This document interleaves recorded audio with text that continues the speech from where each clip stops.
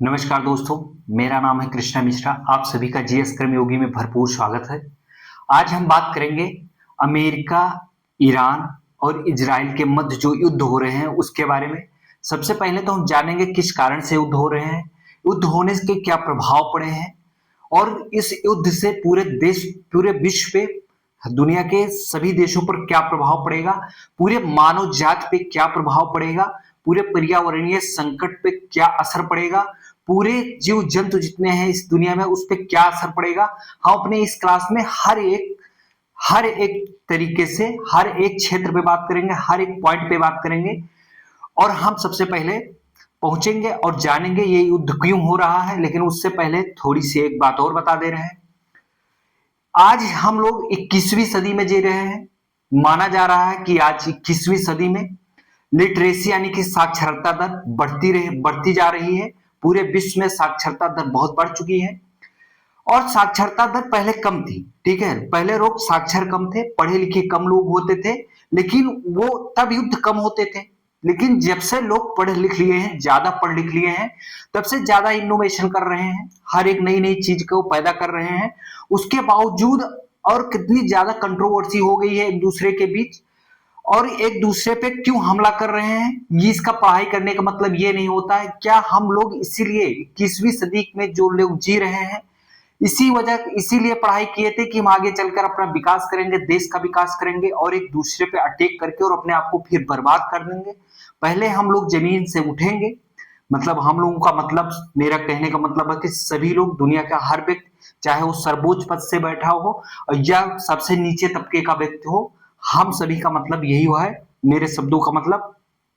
और 21वीं सदी में बैठकर बातचीत आप लोग नहीं कर सकते हैं। ऐसा क्या है कि आप सभी लोग बिना लड़ाई के कोई कार्य नहीं कर संपन्न कर सकते हैं।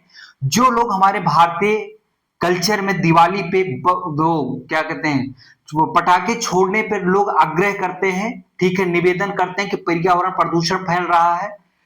आज सभी लोगों को एकजुट होकर आवाज उठाना चाहिए, पूरे देश से, सभी देशों से निवेदन करना चाहिए और एक साथ आकर निवेदन करना चाहिए हर देश को, और जाके बैठकर बातचीत करनी चाहिए कि युद्ध से क्या मिलेगा। हम लोगों को कुछ नहीं मिलने वाला। सबसे पहले तो जितना संसाधन आपने बनाया है वो सारा नष्ट हो जाएगा। उसके बाद महंगाई फिर चरम स्तर पे पहुंच जाएगी, संसाधन का अभाव हो जाएगा और आयात निर्यात में बहुत बाधाएं आएंगी। आयात निर्यात अगर बाधाएं उत्पन्न करेगा तो महंगाई अपनी चरम सीमा पे पहुंच जाएगी, जिससे जनजीवन में बहुत क्या कहते हैं प्रभाव पड़ेगा।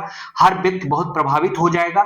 जितने पर्यावरण प्रदूषण हो रहा है, इससे आपकी जलवायु परिवर्तन में जो हम टारगेट रखे हैं कि अचीव करने का, जो टारगेट रखा गया है, पूरी दुनिया ने टारगेट रखा है अचीव करने का, वो टारगेट कभी नहीं प्राप्त कर पाएंगे। उस टारगेट से ये लोग बहुत दूर चले जाएंगे और पर्यावरण प्रदूषण में का इतना योगदान हो जाएगा कि क्लाइमेट बहुत जल्दी परिवर्तित होकर और इसका निगेटिव प्रभाव देगा। और इसका प्रभाव जो पड़ेगा पूरा विश्व का हर एक प्राणी, जीव जंतु, मनुष्य सब प्रभावित होंगे। पेड़ पौधे, नदी, सागर, झीलें, तालाब, सब कुछ प्रभावित होगा।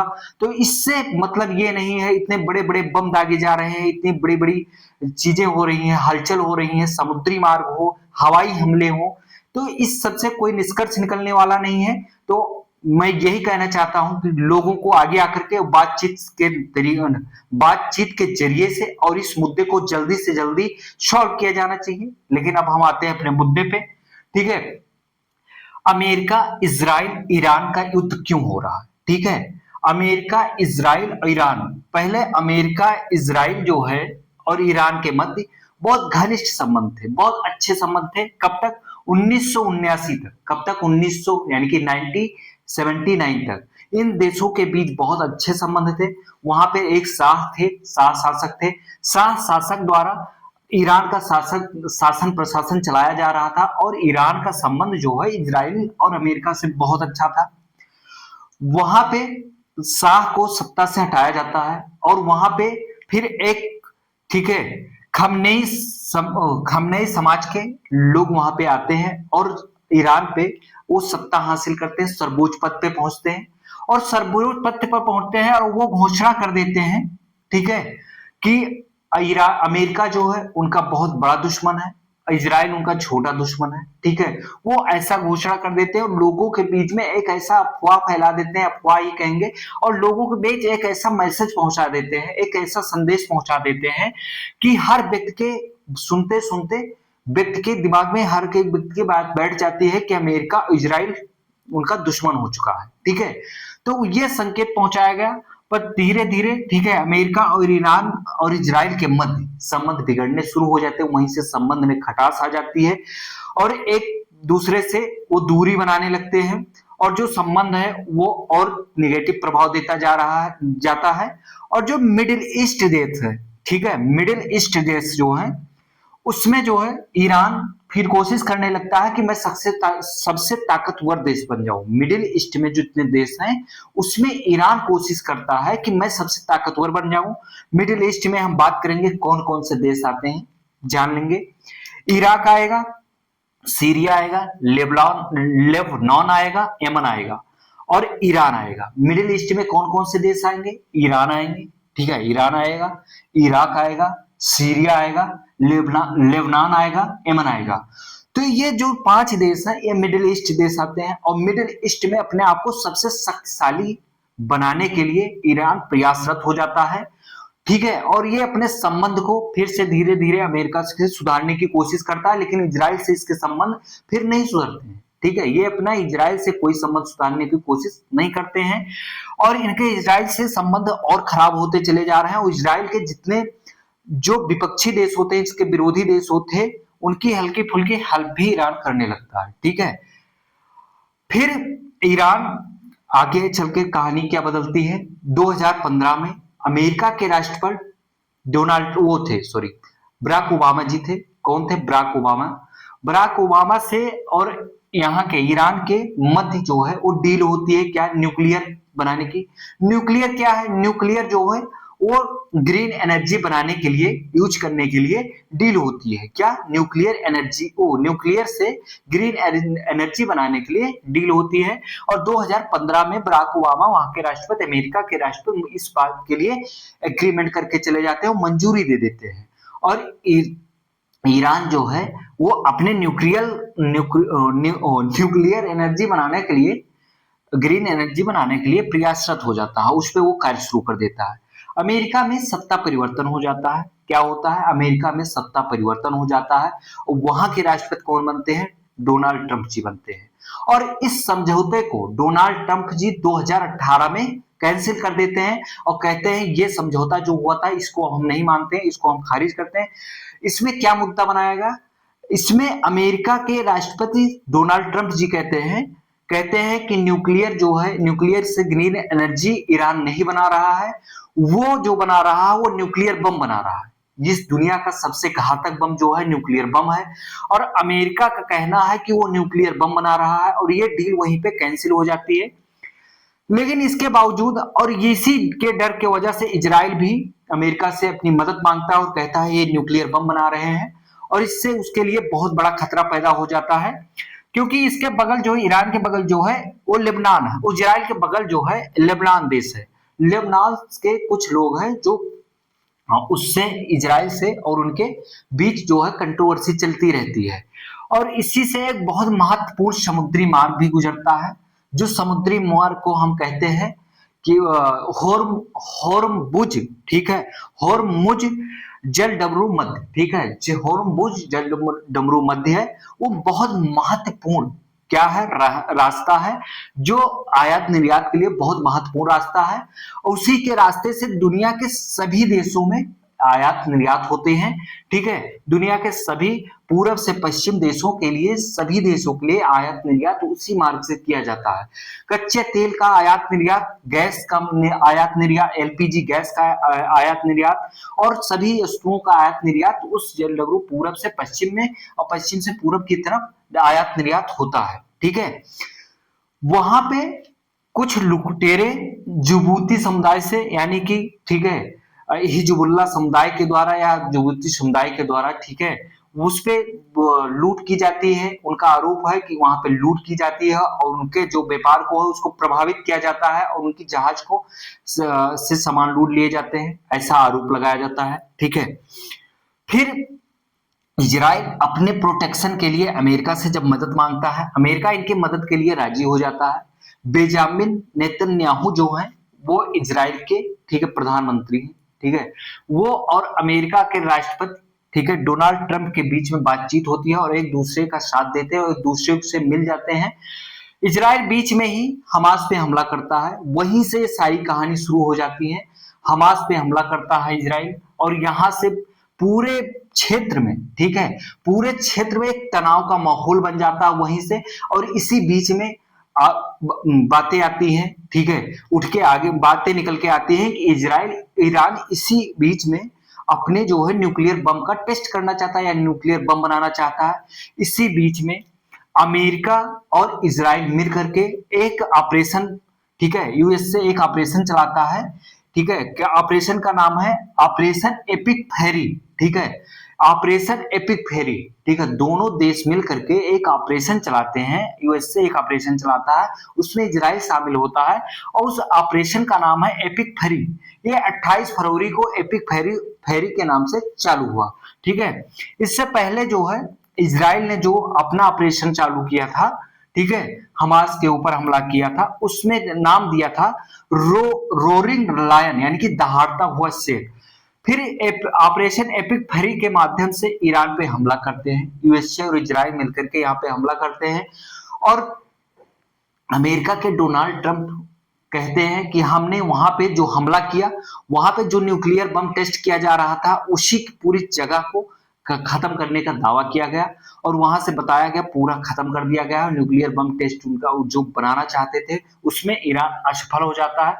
वहां से तनाव और बढ़ता है, ठीक है। वहीं पे वहां के प्रमुख जो हैं उनकी उसी ऑपरेशन के पहले ही दिन, एपिक फेरी ऑपरेशन के दौरान पहले ही दिन वहां के प्रमुख जो है उनकी मृत्यु, खमनेई की मृत्यु हो जाती है और उसमें कुछ प्रमुख अधिकारियों की भी मृत्यु हो जाती है। और दोनों देशों के बीच बहुत तनाव हो जाता है और एक दूसरे पे हमला चालू कर देते हैं। और इस समय प्रेजेंट टाइम पे ये दोनों लोगों का युद्ध जो है, तीनों देशों के बीच जो युद्ध चल रहा है, अमेरिका इजराइल एक साइड में है, ईरान अकेले है। और जो युद्ध चलता है, ठीक है, वो आप परिणाम देख ही रहे होंगे, कितना भयानक युद्ध चल रहा है, कितनी बड़ी बड़ी मिसाइलें दाए गिराई जा रही हैं, कितने बड़े बड़े पोत जो है और कितनी बड़ी बड़ी सबमरीन जो है वो उतार दी गई हैं। सारे सैनिक दोनों पक्ष के अपने अपने उतार दिए गए हैं और इस समय दोनों देशों के बीच बहुत जबरदस्त जो है संघर्ष चल रहा है, ठीक है। और इसी के बीच खार द्वीप में, जो खार द्वीप है वो ईरान का एक टापू, यहीं से ये सारा परीक्षण करते थे और खार द्वीप को अमेरिका ने खत्म कर दिया। अमेरिका उस पर हमला करता है और खार द्वीप को खत्म कर देता है। ये ईरान के पास में है खार द्वीप और अमेरिका खार द्वीप को खत्म कर देता है एकदम से, ठीक है। फिर जब ये दोनों के बीच युद्ध छिड़ता है तो अमेरिका खारदीव द्वीप जो है ईरान का, ये बहुत बड़ा, ठीक है, यह ये विश्व का बहुत बड़ा पेट्रोलियम आयल, यानी कि पेट्रोलियम डीजल आयल और गैस का निर्यातक है। यहां से निर्यात होता था क्या, ठीक है, खारदीव द्वीप से बहुत बड़ा उत्पादक, बहुत बड़ा निर्यातक द्वीप था। इससे पूरे विश्व में तेल संकट आ जाएगा, ठीक है। इससे तेल की कीमतें बढ़ेंगी, डीजल पेट्रोल की कीमतें आसमान पे पहुंच जाएंगी। गैस सिलेंडर की उपलब्धता कम हो ही गई है, डीजल गैस पेट्रोल इस सब की कीमतें जो है आसमान छूने लगेंगी और पूरे विश्व में बहुत प्रभावित होगा पूरा विश्व। और प्रेजेंट टाइम पे आप देख ही रहे होंगे पूरा विश्व बहुत तेजी से, इसके वजह से खार द्वीप पे हमला होने की वजह से पूरे विश्व में बहुत बड़ा प्रभाव पड़ा, पूरा विश्व बहुत प्रभावित हुआ है और पूरे विश्व में जो मूलभूत की जरूरतें नहीं पहुंच पा रही हैं, पूरे संसाधन नहीं पहुंच पा रहे हैं। और ये जो है रेड सागर है, लाल सागर है, बीच में जो रेड सागर है ये आवागमन का बहुत अच्छा मार्ग है। और इसी बीच में ईरान जो है अपना होर्मुज जल डमरू मध्य पर जो तनाव उत्पन्न होता है उस बीच यहाँ पे जो है व्यापारिक मार्ग अपना वो बंद कर देता है। अपना व्यापारिक मार्ग बंद करने की वजह से पूरे विश्व में, ठीक है, पूरे विश्व में गैस डीजल पेट्रोल की कमी पड़ गई है, ठीक है, यहाँ से सप्लाई नहीं हो पा रहा है। तो इन तीनों देश के बीच में जो तनाव उत्पन्न हो रहा है, बहुत बड़ी बड़ी मिसाइलें दागी जा रही हैं और लोगों के न जाने कितने लोगों की जान जा चुकी है, न जाने कितने सैनिक शहीद हो रहे हैं। तो इस समय क्या ये चीज बैठ के सॉल्व नहीं किया जा सकता था? अब दुनिया के एक ऐसा शख्स है डोनाल्ड ट्रंप, इससे ये साबित होता है, ठीक है, आपको इससे ये साबित होगा, अगर आप सबसे शक्तिशाली हैं दुनिया के, आपके पास सबसे ज्यादा पैसा है, आपके पास सबसे ज्यादा संसाधन है, आप दुनिया के सबसे बड़े राजा हैं, अमेरिका वही है, ठीक है, अमेरिका पे पास दुनिया का सबसे ज्यादा संसाधन है, हर चीज, सैनिक को देख लीजिए, सैनिक क्षेत्र में देख लीजिए, आर्थिक क्षेत्र में देख लीजिए, किसी भी क्षेत्र में, टेक्नोलॉजी के क्षेत्र में देख लीजिए, अमेरिका दुनिया में सबसे आगे है प्रेजेंट टाइम पे। और उसकी अर्थव्यवस्था देख लीजिए, दुनिया की सबसे बड़ी अर्थव्यवस्था है, तो वो सबसे बड़ा ताकतवर देश है, ठीक है। तो इससे ये साबित होता है कि आप अगर ताकतवर हैं तो आप अपने आगे एक तो छोटों को कुछ नहीं जोड़ेंगे, कुछ भी नहीं समझेंगे, और जब चाहेंगे तो आप कुछ भी कर सकते हैं। इससे एक चीज ये आता है, लेकिन क्या इस समय 21वीं सदी में, जहां पर्यावरण संकट से पूरी दुनिया जूझ रही है, पर्यावरण इतना बड़ा मुद्दा बना हुआ है, आज 21वीं सदी में पर्यावरण इतना बड़ा मुद्दा बनने के बाद भी कोई कोई ध्यान नहीं दे रहा, कोई व्यक्ति उस पर ध्यान दे ही नहीं रहा है, ना कोई विशेष सरकार ध्यान दे रही है। अरे ये इस समय पूरा अगर ध्यान नहीं दिया गया, दुनिया की किसी सरकार ने ध्यान नहीं दी, तो आने वाले टाइम पे आपका ही अस्तित्व खतरे में पड़ जाएगा। अभी आप एक दूसरे के ऊपर हमला करके युद्ध कर रहे हैं, एक दूसरे को मार रहे हैं, एक दूसरे की मिसाइलें दाग रहे हैं, क्या जरूरत है, क्या जरूरत है इतनी बड़ी बड़ी मिसाइलों में इतना पैसा बर्बाद करने की? इस दुनिया में इतनी ज्यादा गरीबी है, इस पैसे को क्या उस पर नहीं इन्वेस्ट किया जा सकता? मानवता के नाम पे, मानवता के रूप में एक दूसरे की हेल्प नहीं की जा सकती है? लेकिन नहीं, दुनिया के लोगों को अपना जो है ताकत दिखाना है, ठीक है। और यहां से पूरे भारत, अब हम बात करते हैं भारत के संबंध में। जब ये रास्ता बंद किया गया, इन दोनों के बीच में जो है चल रहे थे, तनाव चल रहे थे, तो भारत जो है ईरान से भी तेल खरीद रहा था, अमेरिका से भी तेल खरीद रहा था, रशिया से भी तेल, भारत कई देशों से तेल खरीद रहा था, ठीक है। तो इसी बीच तेल और गैस खरीद रहा था, और इसी रास्ते से भी आवागमन, भारत का आयात निर्यात इसी रास्ते से हो रहा था। तो भारत में जो है, अमेरिका ने कहा भारत से, आप पूर्ण रूप से तत्कालिक प्रभाव से अमेरिका ईरान से तेल और गैस लेना बंद कर दीजिए, और अमेरिका के दबाव में आकर के, ठीक है। अब देख लीजिए, सबसे ताकतवर व्यक्ति का यही प्रभाव होता है, अमेरिका के कहने पर, ठीक है, भारत को ही नहीं पूरी दुनिया को अमेरिका की बात सुननी पड़ेगी, भारत को ही नहीं पूरी दुनिया को अमेरिका की सुननी पड़ेगी, क्योंकि वो सबसे ताकतवर है। और अमेरिका क्या काम किया, अमेरिका जो है मना कर दिया, पूरी दुनिया के हर देश को मना कर दिया कि ईरान से तत्कालिक प्रभाव से तेल लेना बंद कर दीजिए, और खारदीव द्वीप को तो वहां से जो तेल और पेट्रोलियम गैस ऑयल का सप्लायर था, वहां से उसी को ही उड़ा दिया गया, खत्म कर दिया गया।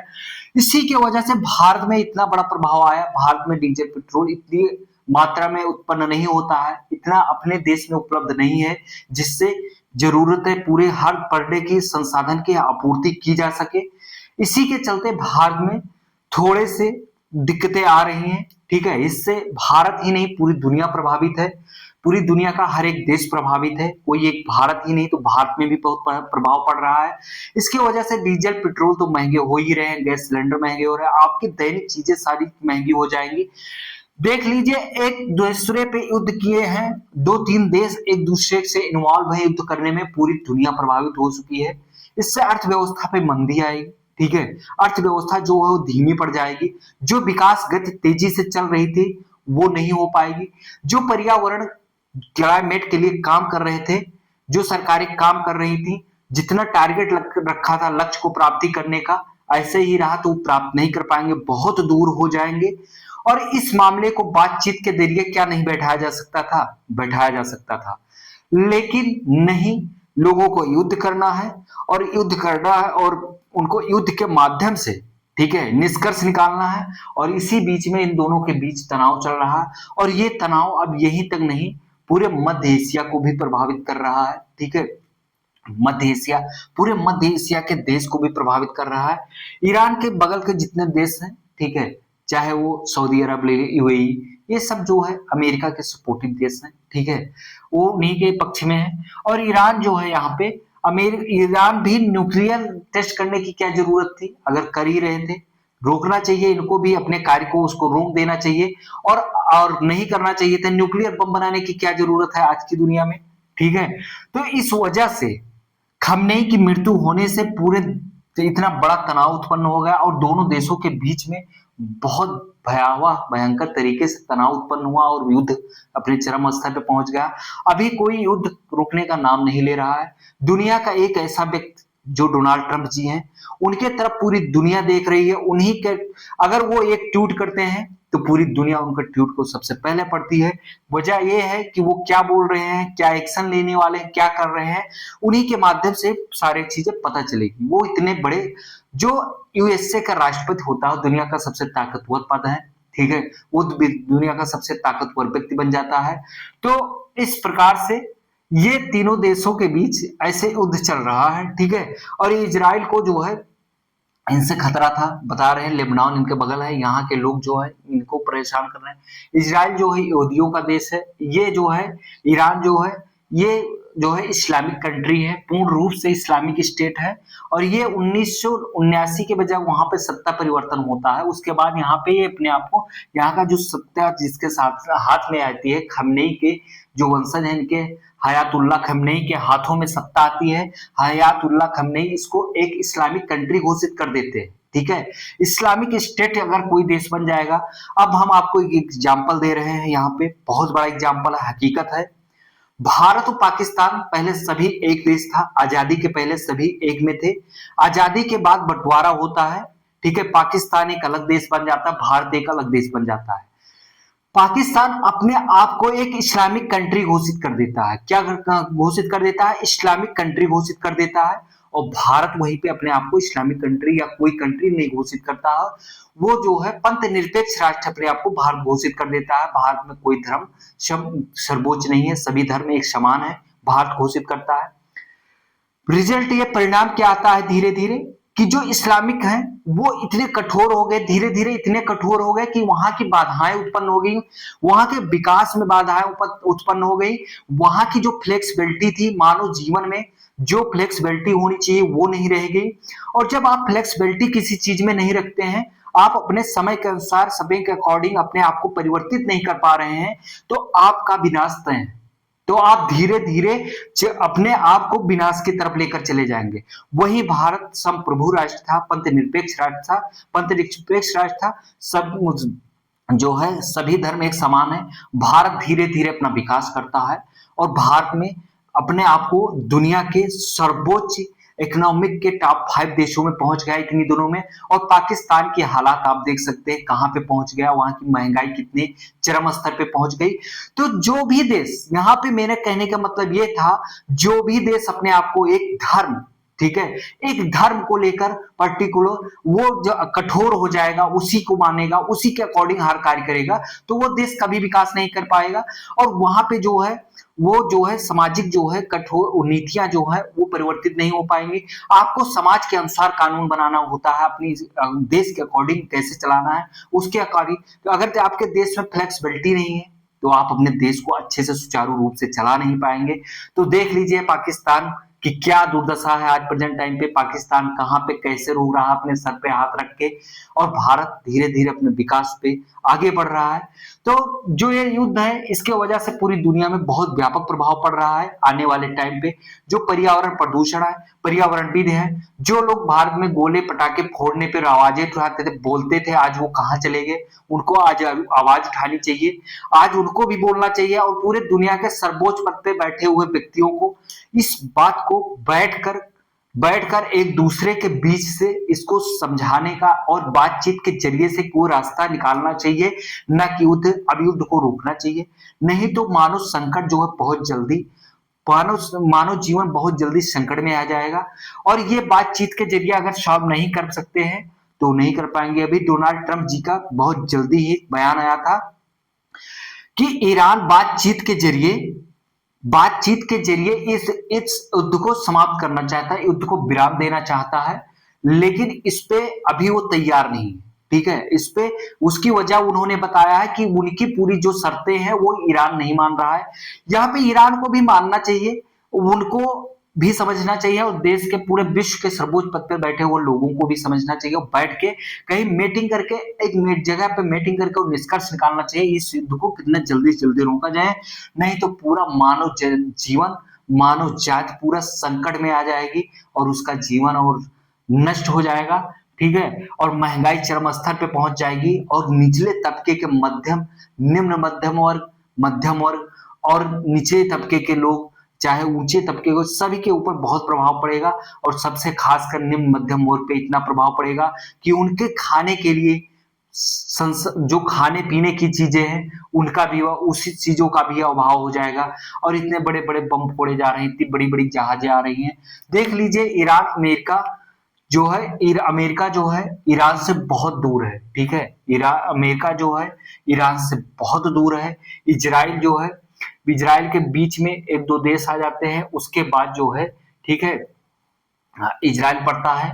तो इस प्रकार जो है देख रहे होंगे और स्थिति आप, तो इस युद्ध को आप बातचीत के जरिए समाप्त किया जाना चाहिए। तो अमेरिका और ईरान के बीच जो है सबसे महत्वपूर्ण, ये याद रखना, आपके पेपर में पूछा जाएगा कि किस ऑपरेशन के जरिए एक दूसरे पे हमला करके, ठीक है, हमला हुआ, कौन से ऑपरेशन के जरिए से चलाया जाता। तो ये ऑपरेशन एपिक फरी है। क्या है इस ऑपरेशन का नाम? इस ऑपरेशन का नाम है एपिक फरी, ठीक है।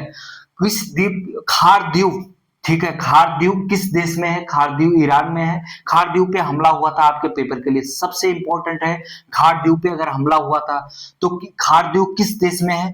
खार द्वीप जो है ईरान में है, ठीक है। मिडिल ईस्ट, मिडिल ईस्ट में कौन कौन से देश आते हैं? मिडिल ईस्ट में 5 देश आते हैं, Iran, Iraq, Syria, Lebanon, Yemen, ठीक है। यहाँ पे सबसे शक्तिशाली अपने आप को ईरान बनाना चाह रहा था। तो ये आपको ये सारी चीजें पता होना चाहिए। अमेरिका, इजराइल और ईरान के बीच 1989 यानी कि 1979 में से पहले जो है संबंध इन लोगों के बीच बहुत अच्छे थे। उसके बाद वहां सत्ता परिवर्तन होता है और लोगों के मैसेज जो है, जो लोगों के बीच मैसेज डाला जाता है उसको सही मैसेज डालना चाहिए, कभी कोई अफवाह नहीं फैलानी चाहिए। और बहुत ज्यादा हम अपने भाइयों से निवेदन करते हैं, सभी बहनों से निवेदन करते हैं कि बहुत ज्यादा आपको मीडिया के ऊपर बहुत ज्यादा ट्रस्ट करने की जरूरत नहीं है, बहुत भरोसा करने की जरूरत नहीं है। कारण यह है कि मीडिया जो है एआई के माध्यम से फर्जी भी दिखा देता है, बहुत सारी चीजें आप लोगों ने, ठीक है, ऑपरेशन, ठीक है। तो इस तरीके से आप सभी लोगों को सही, और आप सभी लोगों को बराबर सही जानकारी मिलती रहेगी। अब इसके बाद फिर हम अगली टॉपिक पे मिलेंगे, नई टॉपिक। और अगर और कोई मतलब और कोई मामला होता है तो इसके बीच इसके फिर बात होगी, नहीं तो तब तक के लिए कोई नई टॉपिक आएगी। तब तक के लिए चलते हैं। धन्यवाद। जय हिंद।